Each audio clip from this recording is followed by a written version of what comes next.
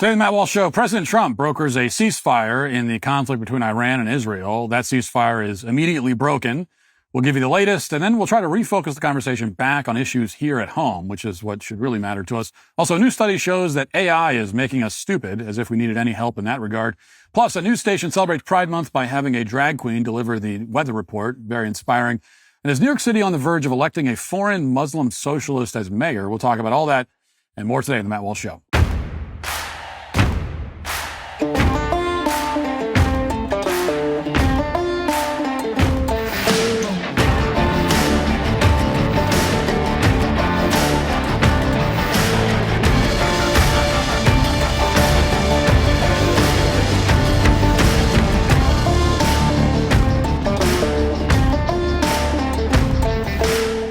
Being a husband, father, and host of my own show means life never slows down. Imagine trying to eat 31 different fruits and vegetables every day. Sounds miserable and time-consuming. Frankly, I just don't want to do all that. I'd rather go get something deep-fried and unhealthy sometimes. Damn it. But with Balance of Nature fruits and veggies, there's never been a more convenient dietary supplement to ensure you get a wide variety of fruits and vegetables every day with 31 different whole fruit and vegetable ingredients. Balance of Nature takes fruits and vegetables, they freeze-dry them, turn them into a powder, and then turn them into a capsule from there. You take your fruit and veggie capsules every day, and your body knows what to do with them. Simple as that. Go to balanceofnature.com. Use promo code Walsh for 35% off your first order as a preferred customer. Plus, get a free bottle of fiber and spice. That's balanceofnature.com. Promo code Walsh. The way that I've always done this show is that I write my opening monologue and my closing monologue, the daily cancellation. I like doing it this way. I like writing it because it allows me to deliver commentary that is, I hope anyway, more thought out and interesting than what you might get on the average podcast. The downside is that, first of all, it's way more work and effort to do it this way. And second, it presents practical complications during the rare moments when major news events are breaking and developing by the minute. Because by the time I finish writing my monologue, the situation I'm writing about may have already changed. And we are in one of those rare moments right now. My plan today was to bring the focus back to the home front, to problems that we face in our own country. And I will still do that, but I want to begin by providing an update on the situation in the Middle East. Unfortunately, the situation is rapidly developing, changing, deteriorating, then improving, then deteriorating again, then improving again. So I'll try my best to get us all up to speed with the understanding that, everything I say in the first half of this monologue might be out of date by the time you hear it, or by the time I finish talking. Not much I can do about that. Anyway, barring any order from a federal district court judge ordering the president to resume bombing Iran, which is a lot more plausible than it should be, we now have a much clearer situation, much clearer, vision into the situation in the Middle East than we did just 24 hours ago. Although it's not perfectly clear, as we will see. Last night, as you've heard, Iran, Israel, and the United States agreed to what Donald Trump called a complete and total ceasefire. And the agreement came just hours after Iran launched a small number of missiles towards a U.S. airbase in Qatar. Here's footage of what those missiles look like from the ground. The vast majority of these missiles were intercepted in midair, and none of them caused any damage or casualties, we're told. And that wasn't an accident. Through diplomatic channels, Iran informed both the United States and Qatar of its plan to launch the missiles ahead of time, apparently. So yes, Iran informed us that they were going to fire the missiles at us before they did so. And then they immediately agreed to stop launching missiles entirely. And the whole display was choreographed. The only conclusion you can draw here is that Iran knows it's in a very weak position, and therefore they fired off a few missiles to get it out of their system, as Trump put it, or rather to put on a tough face for domestic consumption, and then they backed down.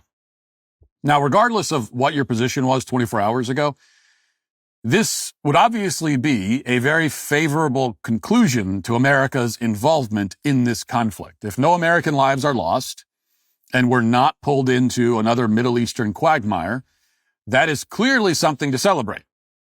At this point, no politician or commentator should have any difficulty admitting that fact. And yet, strangely enough, not everybody was happy yesterday.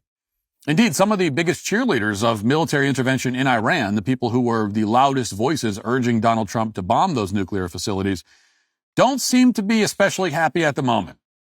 I mean, you'd think they'd be overjoyed that their position ultimately prevailed, they got what they wanted, and that the United States has just taken this historic step of bombing Iran's nuclear program, and that no American lives were lost in the process.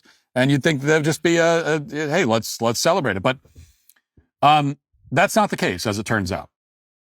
Now, to be sure, some politicians like Ted Cruz seem thrilled by what's transpired. They got what they asked for, and now they're praising the Trump administration, as you would expect.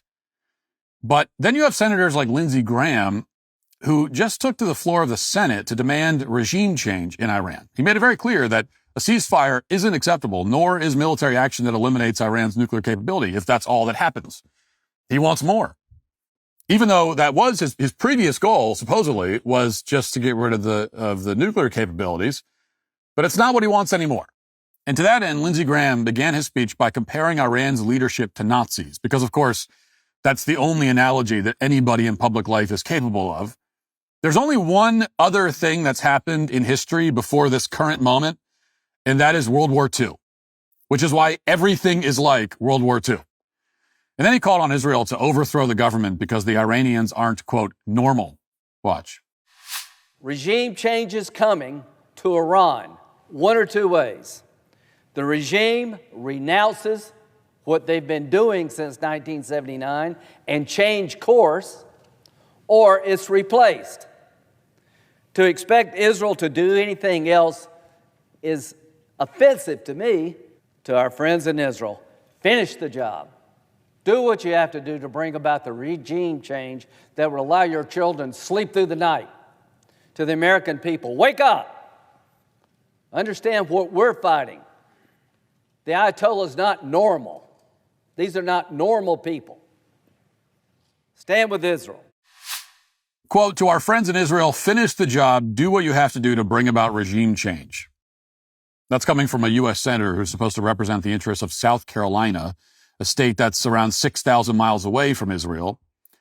He's not happy that bombers just flew all the way from Missouri to take out those nuclear sites in Iran. Instead, without missing a beat, he wants more upheaval and uncertainty. Forget a ceasefire. He wants more shooting immediately. And by the way, if that happens, there are no guarantees that Iran's going to tip us off to their next rocket barrage. It's very possible American soldiers would die. What happens then? Well, you know the answer. There'll be a much wider war, at which point Lindsey Graham will demand a full-scale invasion, which is what he wants. Mark Levin has adopted a similar position. Here's what he wrote following the news that Iran had effectively chosen not to respond to our attack on the nuclear facilities, or responded only in a symbolic way. He wrote, quote, the Iranian Nazi regime is desperately trying to hold on to power with no effective options. Will the regime be provided an off-ramp without surrendering unconditionally? In other words, will the regime be given a lifeline and survive to terrorize and murder, build more ballistic missiles, and develop nukes and intercontinental missiles in the future? That would be a disastrous outcome after all of this. Now, reading all this, the only appropriate response is to demonstrate a characteristic that Mark Levin is apparently incapable of demonstrating. You have to show some humility and recognize what you know and what you don't know. We don't know whether and how quickly Iran's current regime will be able to develop nukes and intercontinental missiles. They've just suffered a massive setback to their nuclear program by all accounts. And we also don't know what a new government would do if we somehow orchestrated a regime change, whatever that means. If we sponsor an effort to overthrow Iran's government, we have no idea what would happen next. But there's a very real possibility that the outcome would be catastrophic. And I say that because U.S.-led regime changes have been catastrophic every other time they've been tried. But so far, Trump has managed to avert catastrophe for the U.S. in the Middle East. And again, obviously, that's worth celebrating. But not everybody's happy with that, and that should tell you something. Although, and here's where we come to the latest updates as of this moment. This episode is not quite over. Mere hours after the ceasefire was seemingly settled, Iran and Israel began accusing each other of violating it. So the initial ceasefire lasted for like 5 or 6 hours, if that, before the two parties were at each other's throats again. And this morning, President Trump was obviously fed up with the whole thing and especially frustrated with Israel, who he called out in pretty stern language. Here's what he said. Do you believe that Iran is still committed to peace? Yeah, I do. They violated it, but Israel violated it too. Are you questioning if Israel is committed? Israel, as soon as we made the deal, they came out and they dropped a load of bombs, the likes of which I've never seen before. The biggest load that we've seen. I'm not happy with Israel. You know, when I say, okay, now you have 12 hours, you don't go out in the first hour and just drop everything you have on them. So I'm not happy with them. I'm not happy with Iran either. But I'm really unhappy if Israel's going out this morning because of one rocket that didn't land, that was shot, perhaps by mistake, that didn't land. I'm not happy about that. Now, in addition to that, Trump also said that Iran and Israel, and I quote, have been fighting so long and so hard that they don't know what the F they're doing. And he followed that up with a post on Truth Social demanding that Israel send its plane home and not drop any more bombs. The follow-up post reported that Israel was returning the planes and that the plane they sent to Iran would only do a, quote, friendly plane wave and then return. Now, I don't know what a plane wave is or why Israel would be doing that, but that's what Trump said. As of this exact moment, a measure of calm seems to have been restored again. And most importantly, still no American lives have been lost in the chaos. I mean, we'll see how things stand an hour or a day from now. No matter what, the one thing we know is that no ceasefire will hold forever in the Middle East. You know, we know that for certain. There's no ceasefire that will hold indefinitely in the Middle East. Across the region, there have been factions that have been fighting for years, for decades, arguably centuries in some cases. And they will continue to fight no matter what we do. President Trump can definitely handle this stuff better than most presidents. In fact, he handles it better than any other president in my lifetime, hands down. But even so, there's only so much an American president can do when he's dealing with ancient blood feuds 10,000 miles away. He cannot fundamentally solve the problem, not because of a deficiency on his part, but because of a deficiency of human nature, and because of the particular conditions in the Middle East, and because there are lots of other forces at work who want conflict over there. And when people want conflict, they get it one way or another, at one point or another, in one form or another. And that's why what I want, what a lot of people want, is for the U.S. to leave this circus behind, back out of it completely, focus on our own problems. Trump's done everything he can do. Now let's focus on ourselves. Now you can call that simplistic or isolationist if you want. I really don't care. I call it rational. I call it learning the lessons of history, including recent history. Most of all, we call it America first. Our country is in a state of existential crisis on multiple fronts internally. We don't have the time, the resources, the manpower, the will, the ability to fix problems for other countries right now. We need to focus on ourselves and let them handle their own disputes. Now, I made this point yesterday. I make this point all the time, going back, to the very beginning of my career. But when I said this yesterday, again for the umpteenth time, about focusing on our own problems, I said it on X. Somebody responded in a tweet that got hundreds of likes and said that, well, we need to do a regime change in Iran if we, quote, believe in shaping a better world. And I responded that actually it's not America's job to shape a better world. I don't believe in shaping a better world as a foreign policy objective, as an objective of the United States. And lots of commentators seem to be scandalized by that assertion. They can't believe that I'm opposed to a better world. Well, let me break this down for them as slowly and plainly as I can. Yes, I'd like for the world to be better, whatever that means. That'd be great. I'm in favor of better things and not worse things. I mean, every time, actually. In every case, if you give me an option, better or worse, I'll take better every time.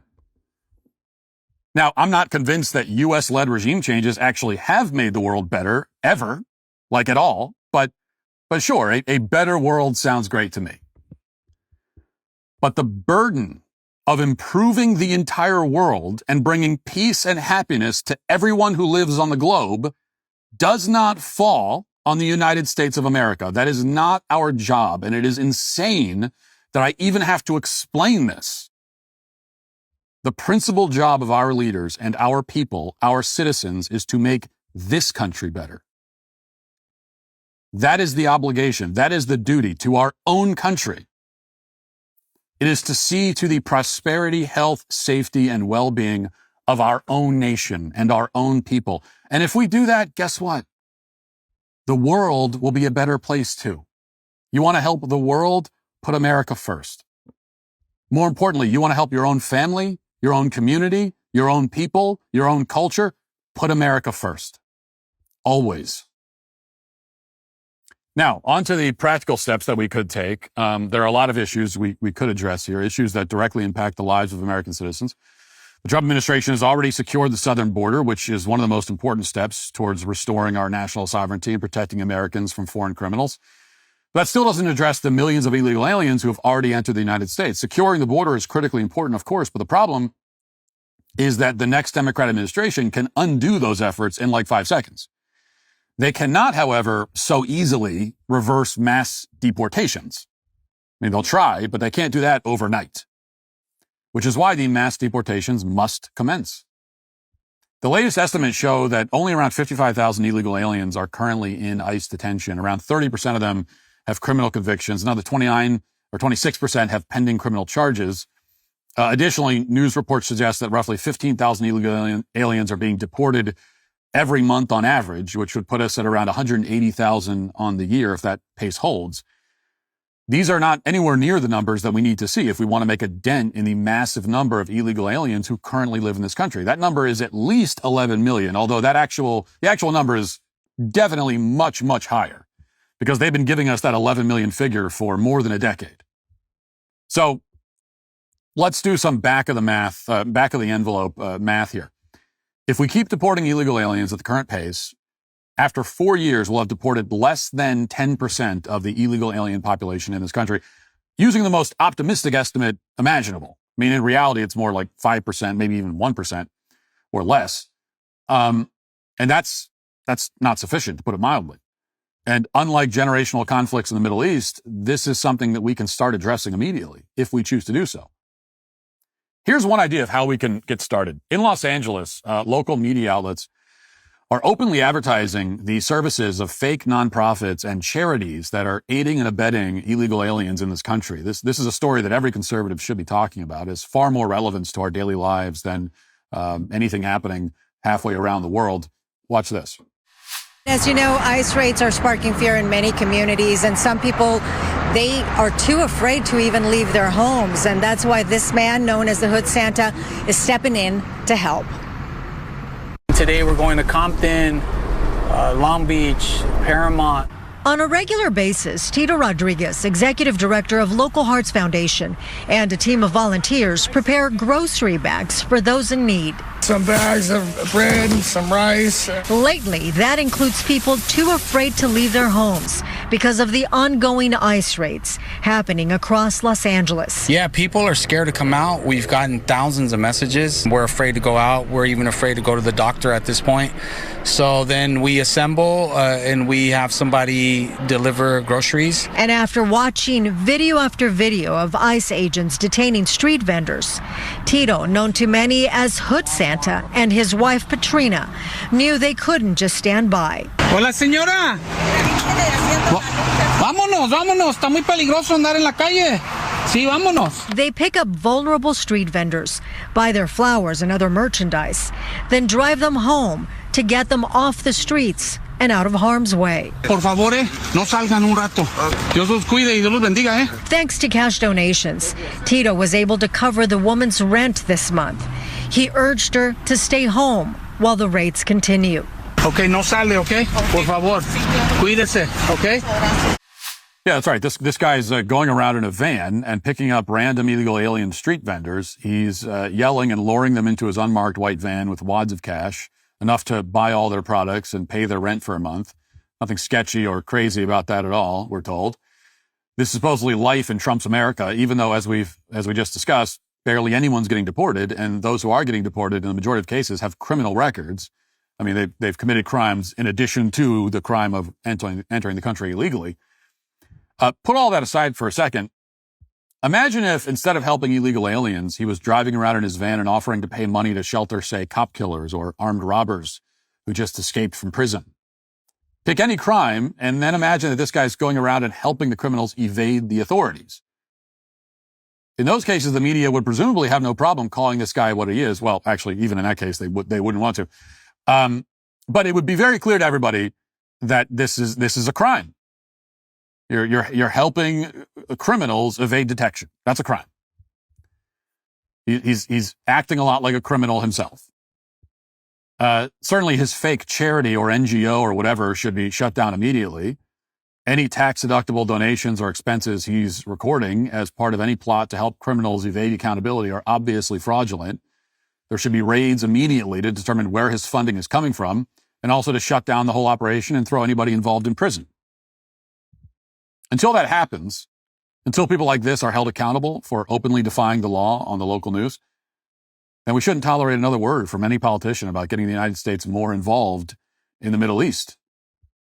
I mean, this should be the red line. There's a massive web of NGOs and nonprofits that do exactly what this guy's doing, although they're a bit more subtle about it in many cases. And they all need to be shut down. And then for its part, the administration needs to drastically step up deportations because it's not enough. The pace is not enough. And that's what Donald Trump ran on. That is why he won every swing state. But nobody in Wisconsin or Pennsylvania voted for Donald Trump because of the things that he would do for a foreign country. They voted for him because of what he would do for this country and its own people. They voted for him because he said he would secure the border, punish open lawlessness, restore our national sovereignty, our national identity. The first part of that promise has been fulfilled, which is in and of itself is a great victory. Now it's time to remove the criminals who are already here, as well as the people who are facilitating them. And if we manage to achieve that, then we'll have a country 10 years from now. And nothing, not even the fate of various countries in the Middle East, is more important than that. Now let's get to our 5 headlines.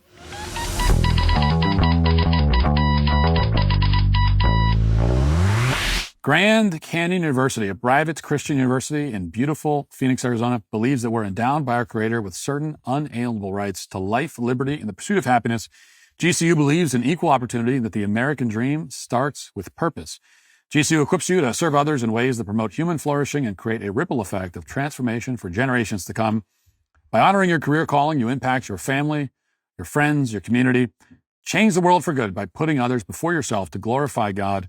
Whether your pursuit involves a bachelor's, master's, or doctoral degree, GCU's online, on-campus, and hybrid learning environments are designed to help you achieve your unique academic, personal, and professional goals. With over 340 academic programs as of September 2024, GCU meets you where you are and provides a path to help you fulfill your dreams. The pursuit to serve others is yours. Let it flourish. Find your purpose at Grand Canyon University. Private, Christian, affordable. Visit gcu.edu. So there's a study just conducted by MIT that deserves a lot of attention, I think. And I say that even as a guy that, as you know, thinks studies are fake for the most part. But Time reports, reading now, does ChatGPT harm critical thinking abilities? A new study from researchers at MIT's Media Lab has returned some concerning results. So this is a big study. It's actually a study that's gotten a lot of attention. It's getting a lot of articles reporting on it right now. Even in the lead up to the study being published, there was a lot of conversation about it. And so here's what it says. The study divided 54 subjects, 18 to 39-year-olds from the Boston area, into 3 groups and asked them to write several SAT essays using OpenAI's ChatGPT, Google search engine, and nothing at all, respectively. Researchers used an EEG to record the writers' brain activity across 32 regions and found that of the 3 groups, ChatGPT users had the lowest brain engagement and consistently underperformed at neural, linguistic, and behavioral levels. Over the course of several months, ChatGPT users got lazier with each subsequent essay, often resorting to copy and paste by the end of the study. The paper suggests that the usage of LLMs, large language models, as I believe what that stands for, could actually harm learning, especially for younger users. The paper has not yet been peer-reviewed, and its sample size is relatively small. This paper's main author, though, felt it was important to release the findings to elevate concerns that as society increasingly relies upon LLMs for immediate convenience, long-term brain development may be sacrificed in the process. Okay, so AI makes us dumber. And I mean, that's not exactly what the study's claiming. That is my editorialization, but I think that it's true. It reduces critical thinking skills. It hinders brain development. It makes people lazier, both physically and intellectually. It makes us less intellectually engaged in what we're doing. So yes, it makes us dumber.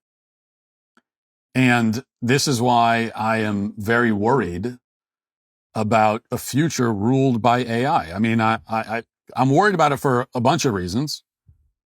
It's going to erase millions of jobs.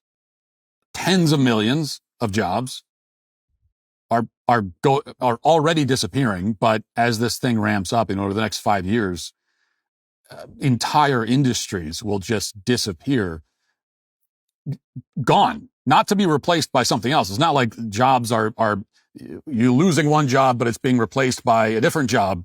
It's just, no, the jobs are gone. They don't exist anymore in any form. And that is a major concern. And as a corollary to that, 1A on the list, I would say, is that it will destroy creative fields, which, I have a certain bias when it comes to that because I'm in a creative field. But once films and TV shows and books and music are all AI generated, human creativity is dead because none of that is human, right? That's not human creativity. Putting a prompt into an AI and just spitting out a movie script or something, it's not like, oh no, people will just become more creative in how they use AI. There's no creativity.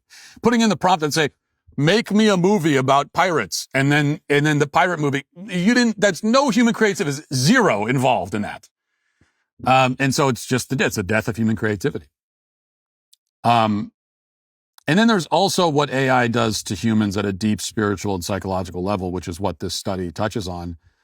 You cannot be, and I think this should be obvious, you cannot be an intelligent or wise or interesting person unless you learn. You have to learn things. And learning is an active process. You have to actively do it. Your brain has to be engaged. You have to put in effort. But if AI can generate everything for you, requiring no mental power on your part, then you're not going to learn. We are rapidly entering a future where people just don't learn. They just don't learn anything. We are entering a future where people have no knowledge, no base of knowledge. And like we talked about last week, we've been on the trajectory for a long time. I mean, I firmly believe that and I think this is a kind of like a common perception that a lot of people have that I think is totally true, which is that people in general today are very dumb compared to 100 years ago, 200 years ago, 300 years ago. I saw someone on X yesterday say that he thinks that like the average person in the 1700s would have been an intellectual giant compared to most people today. And I think he's probably right about that. I've said similar things. And you could see, I'm reading a book right now, for example, about the mutiny on the Bounty. And the book's called The Bounty, which I'm only about a third of the way into it, but I recommend it. It's very, very interesting. It's a fascinating story. And it is not just the story of the mutiny itself on the Bounty. It's obviously a very famous story that Hollywood there's been movies about and everything. But the second part of the story, where Captain Bligh is cast out on a small boat along with his loyalists in the middle of the Pacific Ocean, left to die. All he's got is like a compass, very few provisions, and he manages to make it home safely with everybody still alive. 4,000-mile journey on this little small boat. Anyway, fascinating story. Where was I? Speaking of being stupid, why did I bring that up? Oh, well, because when I read books like this, and this jumped out at me when I was reading this book, that you'll see that any kind of nonfiction book about a historical event, you'll often you get quotes from the people back then, people involved, from letters and journals and that sort of thing. And I'm just reading some of the journal entries that are included in this book and the letters of people recounting what happened. And I made this point before, but the way that they write, the language that they use to convey their emotions and to describe what happened there's just a richness and a depth to it that no one today is capable of. They write in a way where, like, when you read it, you go, okay, that had to have been written 300 years ago or 200 years ago. You know it. And not just because the language is archaic, but because it's so descriptive and just kind of effortlessly poetic that nobody writes like that anymore. And these are not, now it's easy enough to say that if you're reading a letter written by a ship's captain, for example. I mean, these were geniuses. The average ship's captain was an absolute genius, had to be. But even just the average sailor on a ship, like barely literate, but still able to, through the kind of spelling problems and punctuation problems. Some of that just has to do with the way things were written back then. Some of it is being barely literate. But even then, there's a depth and a richness to the language that people don't have today at all. And so that's been the case. We've been on this decline, I think, for a long time. And so my worry is with AI coming in, it just destroys it. I mean, 20 years from now, the average person's vocabulary will be like 50 words, right? And worst of all, there isn't anyone in a position of power who's taking these impending catastrophes seriously or trying to do anything about it. Instead, we're just kind of strolling casually into a future where the average human being doesn't have a job, doesn't have anything to do, doesn't know how to do anything, doesn't have any base of knowledge about anything at all. And to me, that is a horrifying nightmare future that we should try to avoid in some way. It's like a vision of hell because it's life without meaning, without purpose, without beauty, without any of the things that make life worth living. And I don't really understand why people aren't taking this a little bit more seriously. Now, I often hear that those of us who are warning about the dangers of AI are just fear-mongering and, and the supposed evidence of the fact that you're panicking over. The supposed evidence of that is that all throughout history, people have always warned about the dangers of new technology. And this is no different, supposedly. So I hear this all the time. People say, oh, come on. People said that about TVs and smartphones. People said that would destroy society. And look, everything turned out okay.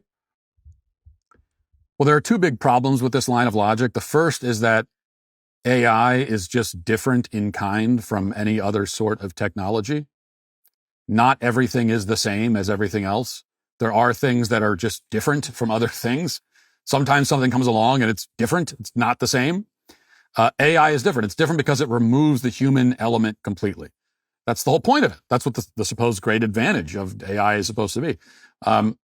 All new technology up until now has just been new ways for humans to interact with each other, communicate with each other, create things, and so on. But AI takes humans out of it. Right? Because AI thinks, quote unquote, for itself. So this isn't even analogous to the industrial age when machines in factories started doing jobs that humans did before, because that meant that now humans had jobs working the machines, standing on the assembly line. And it was a more efficient way for humans to work. And whatever you think about that, whatever you think about humans ending up on the assembly line, humans were still working. Same for when cars took over for horse and buggies. Well, humans went from driving horse and buggy to driving a car. But humans were still driving. Now AI is coming along with self-driving cars, and humans are taken out of it. It's not humans driving a fancy new contraption. Okay, it's not like, oh, we're all driving flying cars now. Like we all hope that would be the next step. We're all driving hovercraft. No, it's just like, it's still a car, but you're just not driving. Which, by the way, will wipe out millions of jobs. Millions. And this will happen soon. I mean, again, it is already happening. In the next 5 years, rideshare, taxi, trucking, gone. And what then? What about all those people? What do we do? So this is different. Also, the other point here is that the warnings that were issued about a lot of these other technologies turned out to be correct. So it's always funny to me when people use this argument. Oh, you sound like all the people that were warning about TVs. But yeah, well, they were right, though. What they warned about actually happened.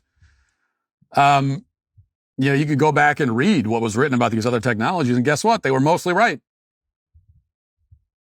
It's like when someone criticizes modern pop music and then someone else goes, oh, please, people said that about Elvis.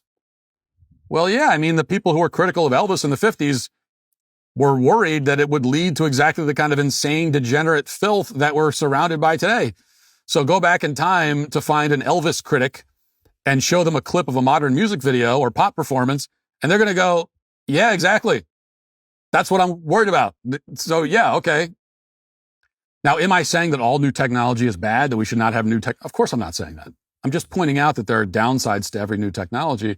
The people who talk about these downsides are usually correct and ignored. And because they're ignored, nothing is ever done to prepare ourselves for the downside or to mitigate it in any way. And now we're looking at a new kind of technology with AI that, unlike cars, unlike the printing press, unlike computers, I think with AI, we're looking at something that is far more downside than upside. Because I think it harms humanity much more than it helps it. And not because I'm worried about some sci-fi scenario, Terminator, the AIs become sentient and enslave us. Who knows? That might happen. But that's not even it. That's not it. It's just a future where people have nothing to do and have nothing to expend any effort on or energy on. All of our experience as humans tells us that is a recipe for just misery. All right. Well, that was kind of bleak, but let's get inspired. Let's get inspired. It's too much. Everything's been too bleak. So I want to show you something that should be inspiring to you. There's an NBC affiliate in Maine that is celebrating Pride Month. Nobody else is celebrating it, but they still are. And they decided to commemorate the occasion by having a drag queen deliver their weather report. And let's watch that.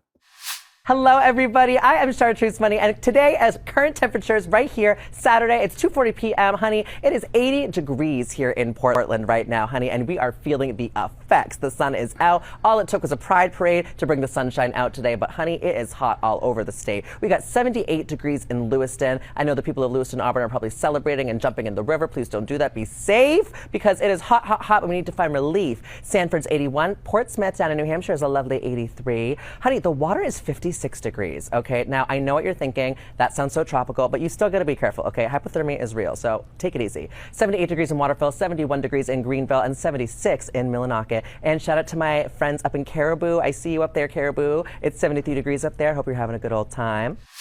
So what is this guy's name? When I watched that video, I went back and watched the first part of it, like the first 3 seconds, 2 or 3 times to try to get the name. What's the name? Shark Tooth Money? Is that what it was?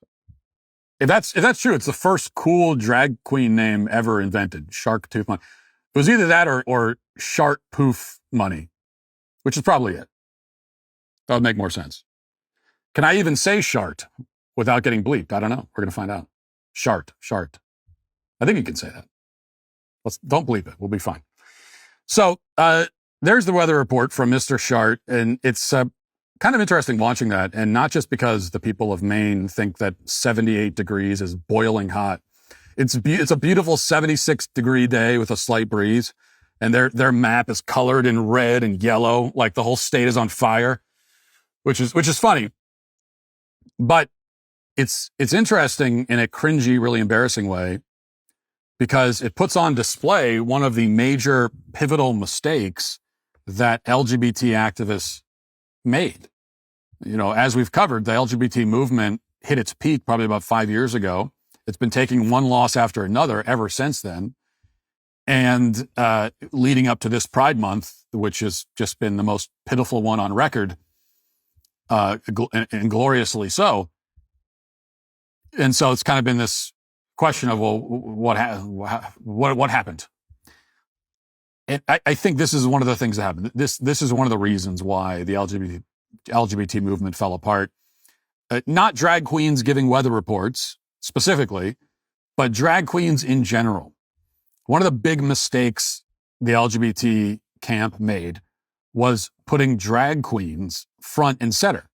Because drag went from, up till about 8-9 years ago, it was just a kind of bizarre fetish that was confined mostly to whatever weird nightclubs where they do that kind of thing. And if you were just a normal person, you never really saw it. You never encountered it. And it went from that to this thing that they were trying to force into the mainstream. They were putting it in front of our faces every chance they got, foisting it on us, forcing it on our children. Worst of all, they wanted drag queens to be taken seriously as essentially as their own identity group. And journalists even started referring to drag queens by female pronouns in news articles, even though the drag queens themselves will say that they're playing a character. So it's like a news article referring to Christian Bale as Batman, like talking about him as if he actually is Batman. And that's what the journalists do now with the drag queens. So they're trying to normalize it. They try to normalize it. In other words, they wanted to normalize drag queens. And this is one of the key mistakes they made. Now, for those of us who were always opposed to the LGBT agenda, it didn't change how we felt about anything. We were opposed to the LGBT agenda before, and they shoved the drag queens in our faces, and we were still opposed. So we felt that way the whole time. But for the people in the middle, the so-called moderates who didn't have much of a position, or were maybe sort of casually pro-gay rights, or like they would have said that they were if you asked them, and they hadn't really thought about it much. For those people, forcing them to look at drag queens all the time, trying to force them to take drag queens seriously, to accept them, to normalize them, to accept them being around their kids, it was just too much. It was one of several things the LGBT agenda did that proved to be just too much for normal, moderate people. Because the fact is that no normal person can look at a drag queen, can look at Sharkpoof, and see anything but like a bizarre mockery, a ridiculous woman face minstrel show. And people naturally recoil. Not because they're ideologically committed to opposing it, but because, again, some of us are, but I'm talking about just sort of normal people, kind of in the middle, so-called moderate. But they naturally recoil because they're normal. And the LGBT movement tried to get normal people to see abnormal stuff as normal, and it blew up in their face. I mean, you're talking about thousands of years of human experience and development that tells us that it's weird for a guy to pretend that he's a woman. When you see that guy on the news report doing the weather, it's just your natural instinct is to go, what the hell is this? And so it'll take thousands of years of work in the other direction to undo all of that. And even then, it probably won't succeed because human nature is what it is. So what the LGBT movement could have done, what would have been a more effective propaganda, is if rather than putting drag queens front and center, they could have put like men in business suits, just like normal people, normal, functioning, successful people. They had a choice. It's like, okay, well, they had the LGBT agenda, and they wanted to find their sort of mascots for it, the people they're putting out front and center as their representatives, right? They're door-to-door evangelists for this movement. And if you're a smart person, you know that, okay, well, if I need a door-to-door evangelist for my movement, it's got to be someone who's like inoffensive, normal. Okay, so that's what I'm going to find. It's just find like a friendly, normal person. Right. That's what the Mormons do. The Jehovah's Witnesses. They send someone to your door. It's going to be like a friendly, normal person.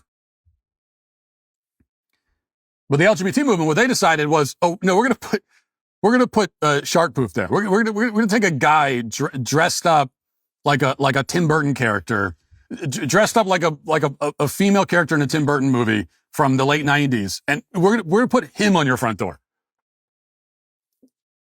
And it's you've lost right away because people open their door and shriek in horror. So it would have been much more effective propaganda if they had just, but I'm glad they didn't do that. And in the end, they couldn't because the movement, the agenda is one of dysfunction and disorder and destruction down to its core. And it just couldn't help but advertise it. So maybe this is a long way of saying that the problem with making, drag queens into the avatar of their movement is that actually it was too honest. It was too honest about what they were actually up to. And that's what killed it in the end. So that's the lesson. Don't be honest. At least if you're evil and you have an evil agenda, don't be honest about it. That's but if you're a good person, then you can be honest. That's the advantage of being a good person. All right, let's get to the comment section. If you're a man, it's required that you grow a beard. Hey, we're the Sweet Baby Gang. If your mattress has the supportive qualities of wet cardboard and you wake up each morning feeling like you need an on-call chiropractor, well, it's time to check out Helix Sleep. Improve your nights and start genuinely sleeping well so you can wake up each morning feeling like you actually got some rest and you're ready to take on whatever the day has in store. I never realized how badly I needed a new mattress until I finally got one. I've had my Helix mattress for a few years now. Absolutely could not be happier with it. I wouldn't use any other mattress but a Helix Sleep. It does incredibly well with temperature regulation, which really eases some of those annoying middle of the night wake ups. Keeping cool and comfortable is essential as the temperature continues to warm up and we head into summer. Plus, it's easy to connect to other wearable devices so you can actually see the data to back up your sleep improvements each night. No more questioning. What makes Helix different is they don't just sell you a random mattress. They actually match you with the perfect one for your body and sleep style. Whether you're a side sleeper, back sleeper, or somewhere in between, they've got you covered. All you got to do is take their sleep quiz and find your ideal match. And trust me, when you find the right match, you'll wonder how you ever slept on anything else. Right now, it's actually the perfect time to upgrade your sleep because Helix is offering a fantastic 4th of July sale. Go to helixsleep.com/Walsh to get 27% off site-wide. That's helixsleep.com/Walsh for 27% off site-wide. Make sure you enter our show name after checkout so they know that we sent you. helixsleep.com/Walsh. All right, for the comments, I had these yesterday and I didn't get to them, but there was some interesting feedback, so I want to get to it. This is feedback on the segment, not to belabor the point, but we did last week about how AI, specifically things like ChatGPT, are putting the final nail in the coffin of the education system. We just talked about AI again, of course, in the headlines. So there's a theme here. But as we talked about last week, new studies show that, and we don't need any study to show us this, but it shows us that kids in school, college and lower grades, are just using ChatGPT to do all their work for them, which, as I said, is the end of the education system as we know it. It's over. That's it. It's done. And that's my take anyway. But what's your take? We'll read through some of these comments, and then I'll have some comments on my own at the very end. But I'll just read a few of these back to back. Let's see. Teacher here, if I don't make them handwrite it in front of me, all of them will use AI to cheat. Now the comment says, I'm in a master's program and the school actually had to send out a notice that we're not allowed to use AI or ChatGPT to write our papers. Education is doomed. It makes me so annoyed when I take the time to study, actually put in the effort to learn, handwrite all my essays and assignments, then get flagged for AI when I wrote it completely naturally. Then I see my classmates using ChatGPT and still somehow pass. Our education system is screwed. Another comment, worse, my teacher wrote his feedback of my graduation thesis with AI. It's not just going in one direction. The teachers are abusing the technology just as much as students, just as they're not being held accountable at all. Academia is dead. My diploma is worthless. Another comment, the teenagers I've hired over the last year, cannot divide by 2, literally, do not know how to calculate 50% off. And when I say divide by 2, they cannot do it. Actually, so a lot of just really depressing comments like that. So, in fact, I'm sure it's there. I didn't read every single comment, but I didn't see one from someone in the education system saying, oh no, you're overreacting. It's fine. Usually whatever it is I'm complaining about, I can get, a fair number of people who will have that response no matter what it is. Well, in this case, I didn't see anyone. Every comment from someone in the education system said, oh yeah, it's bad, it's worse than you think, and it's only getting worse, and there's no way to stop it.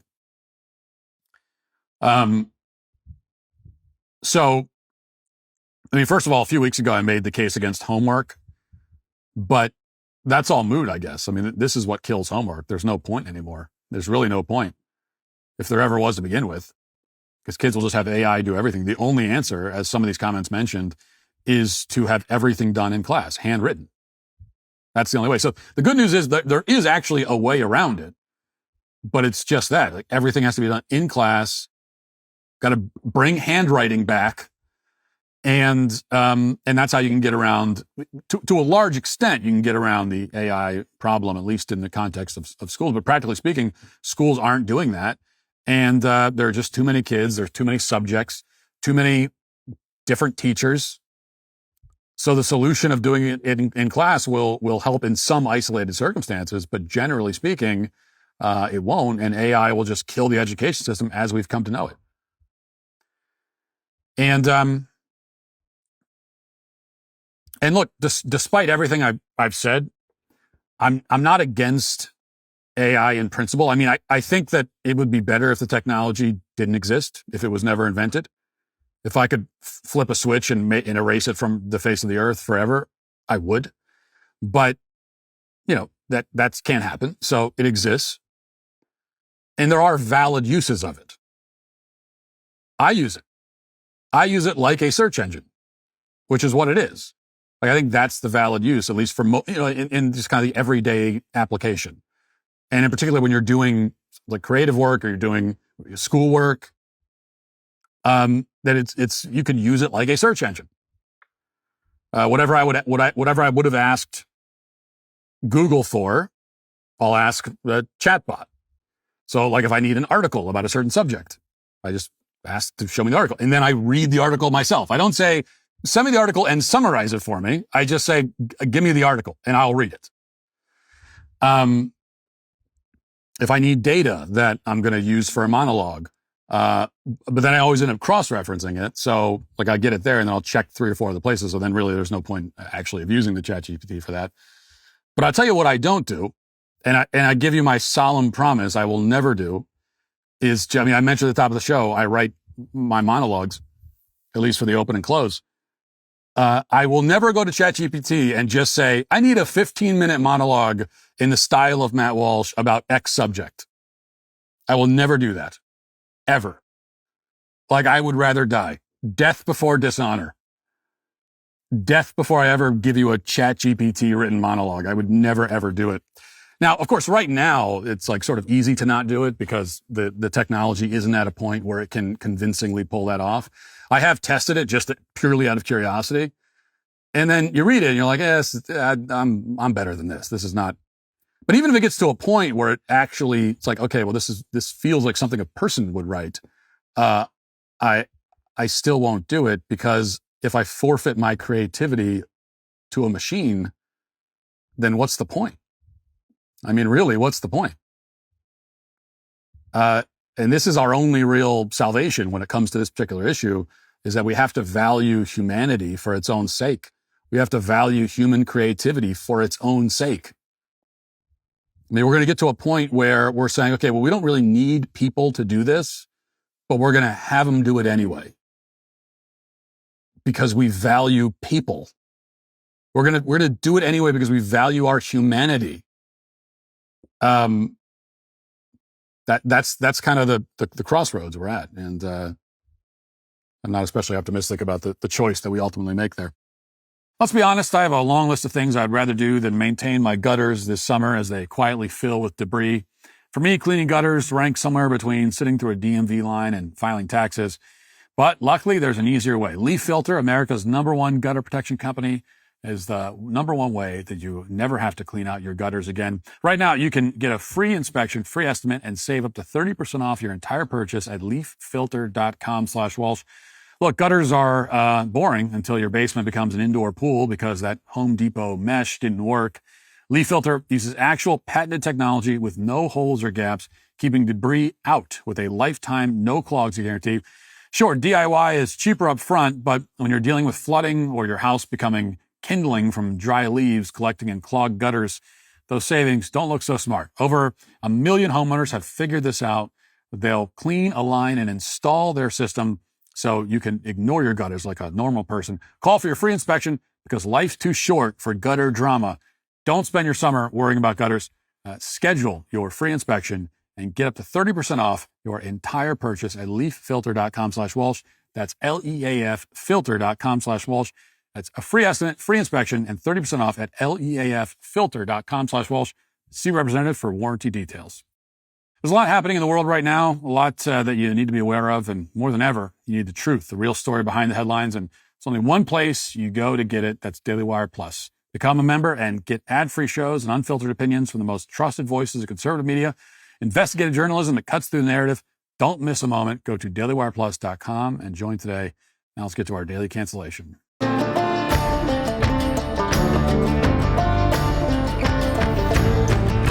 Well, it's election day in New York City, and according to the latest polls in the mayoral race, former Governor Andrew Cuomo is locked in a dead heat with a 33-year-old Muslim socialist from Uganda named Zohran Mamdani. And this is an election that, without hyperbole, will help determine the trajectory of the whole country. It's the single most important mayoral race that has taken place in recent memory, and it's not really close. New York is our largest city. It's our most important economic center. Whatever you think of New York or the politicians who lead it, and I have a low opinion in both counts, still, it's undeniable how important the city is to the country. If New York were to collapse, the entire country would suffer, and this election could very well bring about that outcome. Now, to be clear, New Yorkers don't have a good choice in this election. Andrew Cuomo is an open borders Democrat who has repeated the mantra over and over again that diversity is our strength. And Cuomo's opponent, coincidentally enough, is the manifestation of diversity in New York. Zohran Mamdani is the kind of candidate that just 15 years ago would have been unable to mount a serious candidacy for PTA president, much less mayor. But because New York's demographics have shifted so sharply, largely because of the policies of people like Andrew Cuomo, Mamdani now has the momentum. Roughly 40% of New York City's population wasn't born in this country. I'll say that again. 40% of New York City's population was not born in this country. And that's the constituency that could propel Mamdani to victory. So what does Zohran Mamdani stand for exactly? Who is he? You spend 5 minutes listening to him speak, and you'll quickly find the answers to both those questions. Mamdani has no desire to assimilate. He has no desire to improve this country in any way. Instead, he dreams of turning New York City into Uganda, where half the population makes less than $2 a day. Mamdani has only been a citizen of this country for around 6 years, which means he's not even eligible to run for Senate, but he's determined to remake this country as he sees fit anyway. And like so many foreigners who've come to this country recently, Mamdani wants to implement the same failed policies that destroyed the countries that they fled from. There are too many examples to list, but here's one of them. Here's a doozy. Watch this. Grocery prices are out of control. The cost of eggs and milk has skyrocketed. Some stores are even using dynamic pricing, jacking up the cost over the course of a day depending on what they can get away with. It doesn't need to be this way. I'm Zohran Mamdani, and as mayor, I will create a network of city-owned grocery stores. It's like a public option for produce. We will redirect city funds from corporate supermarkets to city-owned grocery stores, whose mission is lower prices, not price gouging. These stores will operate without a profit motive or having to pay property taxes or rent, and will pass on those savings to you. Yes, Mamdani wants state-run grocery stores, an idea that has never worked anywhere it's been tried. He wants a public option for produce. In other words, he wants to turn your local supermarket into the DMV. Never mind the fact that there isn't a single person alive in the entire country who's ever been to the DMV and thought to themselves, wow, these people are great. They should be put in charge of the food supply. That's what Mamdani is going with. He's apparently upset with dynamic pricing, which is another word for pricing. It means that store owners can decide what they want to charge depending on demand. It's like a basic function of free markets, which have directly resulted in places like New York becoming extremely wealthy and successful cities. But now Mamdani has decided that he knows better than the markets. He knows better than, than what made New York City a great city to begin with. And he's going to use the dwindling resources of the city to arbitrarily prop up the state-owned stores, which will put a lot of smaller bodegas out of business. And once that happens, just like in the Soviet Union, most New Yorkers will have no choice but to use the state-run store. And then you get bread lines. And then New York City will have finally achieved the utopian state already achieved by countries like Uganda. As best anyone could tell, Mamdani doesn't actually think any of this will work. He's actually not a particularly political person, certainly not a thinker, not a serious person. Instead, like so many prominent politicians we've seen over the years, he's an actor. Mamdani is adept at using different personas to appeal to different demographics, a skill he put to use during his short-lived rap career, and which still gets him into trouble sometimes. Watch this. Because I think that New Yorkers, more than they hate a politician they disagree with, they hate a politician they can't trust. On the subject of trust, you've adopted different speaking accents in different scenarios. But they go to their local bodega. Is there one that's real and one that's affected? What I would say is, as any immigrant knows, having been born in Kampala, Uganda, and then raised in South Africa and moving here when I'm 7 years old, is there are different parts of my life. Worldwide tour is a worldwide tour is a worldwide tour. Mamdani was talking about a worldwide press tour back when he was a rapper. Bring the flavor to the fish, bring the flavor to the rice. In a Disney movie directed by his mother. Nepotism and hard work goes a long way. Here in New York City, this is how I speak, this is how I am. Do you believe in the First Amendment, Tom Homan? Now, watching that, you can see just how an actor like Zelensky became the president of Ukraine. Except this situation is actually a lot worse because at least Zelensky was born in Ukraine. Mamdani is just parachuting into New York from a foreign country, trying to find a way to use his connections and wealth to appeal to as many rubes as possible. And after trying rap, he's settled on politics. And very quickly, he realized that promising free stuff is a good way to get votes, especially when half the city is imported from the third world. And especially when the voters in your city basically have a death wish, which many of these voters in these major cities do, which is why they keep electing people who are promising to destroy the communities where they live. And this guy, he doesn't just want price controls on groceries. Like any good socialist, he wants price controls on everything. A few weeks ago, for example, he shilled for rent control. Watch. I'm Assemblyman Zohran Mamdani, and I'm running for mayor to freeze the rent for every rent-stabilized tenant. Wait, you're gonna freeze my rent? Yes. Did I hear rent freeze? Yes! This guy's gonna freeze the rent. No hike? None. This guy's gonna freeze the rent. It's true. As your next mayor, I will freeze your rent. Paid for by Zohran for NYC. Yeah, just prevent landlords from charging more, and prevent grocery stores from charging more too while you're at it. So if the prices are too high, just say to the people that are charging the prices, don't make them so high, and then problem solved. Why didn't we think of that? What could possibly go wrong? You can't possibly run out of food or apartments, right? It's not like suppliers are ever going to stop shipping you food at whatever arbitrary price you want to charge. It's not like landlords are ever going to stop renting their apartments for zero profit. Because by the way, being a landlord is a very low margin business. Okay. These are generally not people that are reaping insane profits. It is low margin, high liability. And so if you don't let people turn even the small profits they're turning, you're not going to have places to live anymore. Well, unless you can just tell people that they have to charge less. And then it's like magic. Problem solved. Now, what's funny about this line of reasoning, such as it is that Mamdani's platform still depends on massive tax revenues. I mean, even as he destroys New York's economy, like every other socialist who's ever lived, he wants to spend money like it's water. This is from the New York Post, quote, mayoral hopeful Zohran Mamdani wants to spend $65 million in taxpayer funds on transgender treatment, including for minors, if he's elected to lead New York City. About $57 million would be allotted for public hospitals, community clinics, federally qualified health centers, and nonprofits, with another $8 million for more expanded services. Mamdani, 33, also vowed to go after private medical institutions that continue to deny trans youth care, stating he would work with State Attorney General Letitia James and local district attorneys in the 5 boroughs to investigate and hold public hearings on hospitals that deny trans youth their rightful health care and hold them accountable to the law. And the result of all this, although it doesn't really need to be said, is that taxpayers in New York are going to flee to places like Florida. It's already happening in large numbers, and it's going to accelerate immeasurably if this guy wins. In New York City right now, 0.8% of residents, less than 1%, pay more than 40% of all income taxes that are collected. Yes, the 1% that socialists demonize are the only way that socialists can afford to do anything. Without this 1%, there's no one to subsidize these government-run grocery stores or the trans surgeries or the free rent. The people of New York City will have no homes and no food. We'll have nothing except a slick-talking, failed trust fund rapper from Uganda named Zohran Mamdani. And by the time they realize what they've done, it will be impossible to recover the city that they've destroyed.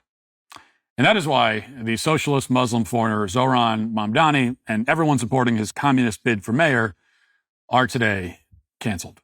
That'll do it for the show today. Thanks for watching. Thanks for listening. Talk to you tomorrow. Have a great day. Godspeed.